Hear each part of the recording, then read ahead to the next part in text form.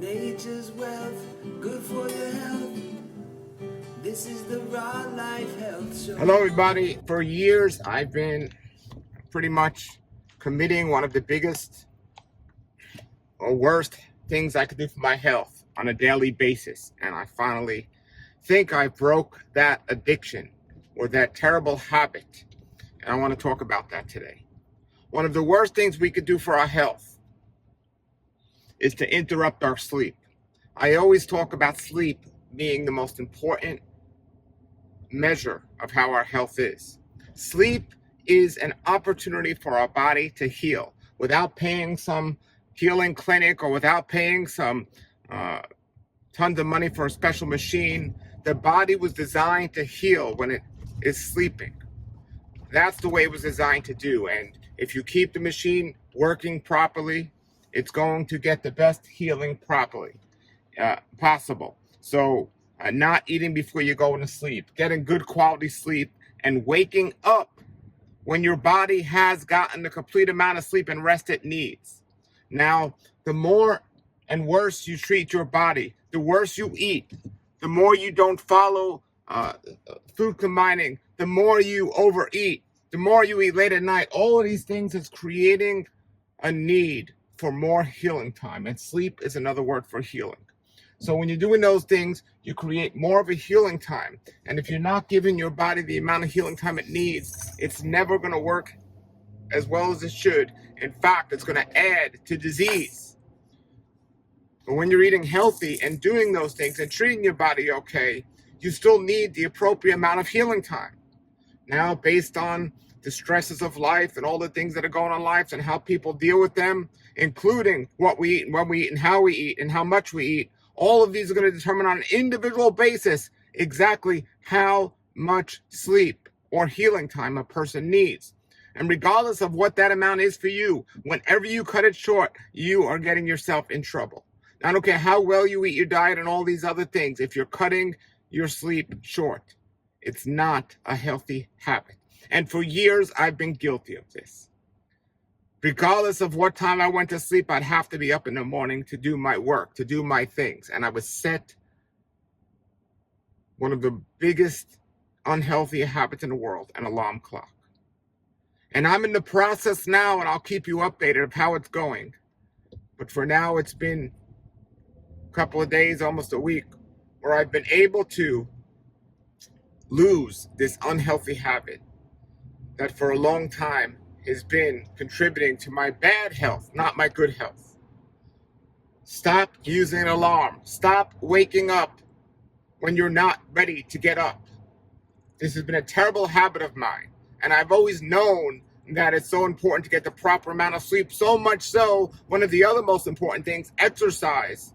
If I didn't get enough sleep, if I was tired when I got up, if I had to get up with an alarm, I'd be considering not going to exercise because feeling my body isn't fully healed. And there's so many other things that I'm not ready to do if I didn't get the proper amount of sleep. So just like with the daylight diet, I had to figure out a way to adjust my schedule where I give myself enough time to get the proper amount of sleep and get up at a time where I could still get work done, still go to exercise, and still do the things I need to do. How many of you out there suffer so much from not getting a proper amount of rest and sleep? This is one of the reasons why so many people are addicted to caffeine in so many different forms, energy drinks and coffee and so on. They literally need a drug to stay awake.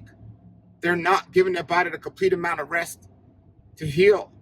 This is why I say coffee is such a terrible thing. The caffeine is so bad for the body, the adrenals, and just every organ in the body, and it's just terrible for the body. But even more important is the reason why you need that caffeine, because you didn't give your body enough amount of time to get the proper amount of rest it needs. So I've decided I am not going to use an alarm clock. Now, for years I've been taking one day a week, my Sabbath on Saturday, and not using an alarm clock. And on the average day when I would sleep, maybe 5 or 6 hours a night and get up with my alarm clock. When the Sabbath came, sometimes I'd sleep 8, 9, maybe even longer. It's the one day of the week I wasn't using an alarm clock. Just my body's yelling at me, you need more sleep, you need more rest. So I decided I'm going to make every day an alarm-free day. So to do that, I need to continue eating as healthy as possible, giving my body the opportunity to get the least amount of a need for rest and healing. And that is when you're eating the highest quality foods and you're not stressing your body out with worry and fear and all these other things that are going to stress your body out, eating late, overeating, and all these things. Not eating the wrong foods, the wrong food combination. So I'm going to continue to do that, because the chances of you getting the proper amount of sleep is when you give your body the least amount of time of a need for that. So the average person that's eating a standard American diet, they might need maybe 9, 10, 11 hours a night of sleep that they're not getting. But if you're eating a healthy diet, living a healthy lifestyle, you could get by on 6, 7, 8 hours a night with no problem and get enough. But the true answer to what is enough is you waking up naturally. Not by anything else, anyone else, any object, but naturally waking up. That's when hopefully you'll feel best. And if you do wake up and you don't feel amazing, like you've gotten a complete amount of rest, stay in bed. Now, many people don't have the opportunity to stay in bed because they got to get up and do their daily chores and everything else. Well, that is a problem. You want to get up and you want to feel refreshed. You want to feel like you slept well and you want to be up for the day. So for me, and for what I recommend to everyone, is figure out how many hours a night you need. Let's start with 8 as a marker. Most people need 8 hours a night. Again, it's going to depend on diets and a lot of what we're doing and everything else, but most people need around 8 hours a night. So let's say you go to sleep at midnight.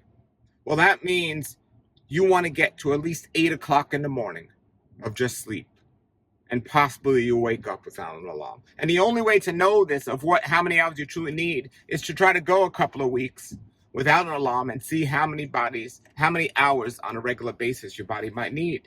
So let's say you go to sleep at midnight. What time do you wake up? Let's say you go to sleep at 10 o'clock. What time are you waking up without an alarm? That gives you a measure to some sort of how many hours your body needs. Now, if you got a job interview at 7 a.m. or a Zoom call at 7 a.m., obviously, if you go to sleep at midnight, that's not enough of an opportunity you're giving your body to get the proper amount of sleep. So you got to plan accordingly. So you plan accordingly. You test it out. How many hours you think your body needs. For some people, it might be 6 hours. Some people might be 10 hours. But again, get rid of that alarm clock. And again, for me, I've been experimenting with this. Other than the Saturday Sabbath, it's only been a couple of days now. But I already feel amazing. Absolutely amazing. I get an adrenaline rush when I come out of the gym after exercising. I feel amazing. Well, when I get the proper amount of sleep and rest I need, that's how I feel when I wake up. Absolutely amazing. I'm not dragging myself out of bed. That alarm clock is not a good thing. If you have to get up super early, or if you're a morning person like me, you like to get up super early, you like to be up at 5 a.m., but you get to sleep 8 hours before at least. See what time you get up. At least give yourself 8 hours. If you wake up in 6 hours, you just got 2 extra hours in the best time of the day in the morning. Now, some of you might say you're a night person. You're a night person. Well, plan accordingly. Don't plan activities for the morning if you're a night person. But really, people aren't night people or early people. People are busy to a certain degree, and we all could plan when is the best time for us to get our stuff done. And if you get the proper amount of hours, you're going to feel great no matter what time you get up. And if you don't get enough type of hours, you're not going to be a night person. You're going to want to get to bed. So that's all up to you. It's all relative. But I'm just excited about this because I believe it's the one thing that I've been doing all these years that is detrimental to my health.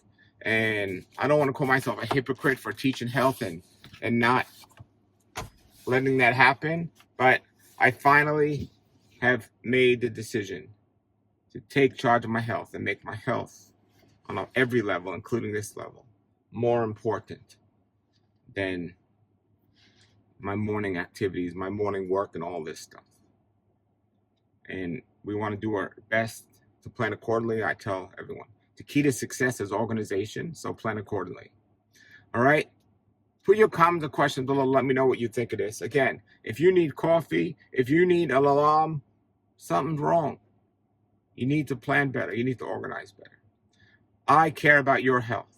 I don't want you to be sick, and I want you to heal. And this is one of the most important factors in healing. All right, everybody, put your comments and questions below. Until then, have a great day and a great world life. Nature's wealth, good for your health. This is the Raw Life Health Show. Nature's wealth, good for your health. This is the Raw Life Health Show. Nature's wealth, good for your health. This is the Raw Life.